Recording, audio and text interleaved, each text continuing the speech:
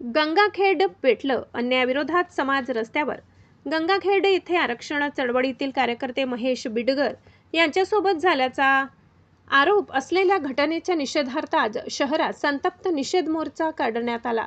विविध सामाजिक संघटना, कार्यकर्ते आणि नागरिकांनी मोठ्या संख्येने सहभागी होत दोषींवर कठोर कारवाईची मागणी केली. निषेधकर्त्यांचा आरोप आहे की मत व्यक्त केल्याच्या कारणावरून महेश बिडकर यांना पोलीस ठाण्यात पोलिसांच्या उपस्थितीत मारहाण करण्यात आली. तसेच त्यांना फरफटत नेऊन भारतरत्न डॉक्टर बाबासाहेब आंबेडकर यांच्या पुतळ्याजवळ नाक घासून माफी मागण्यास भाग पाडल्याचा आणि त्यानंतर त्यांच्यावर अॅट्रॉसिटीसह गुन्हा दाखल करण्यात आल्याचा आरोप करण्यात आलाय. या प्रकरणामुळे गंगाखेडमध्ये तीव्र संतापाची लाट उसळली असून निषेध मोर्चाद्वारे संबंधित दोषींना तात्काळ अटक करून निष्पक्ष चौकशी करण्याची मागणी करण्यात आली.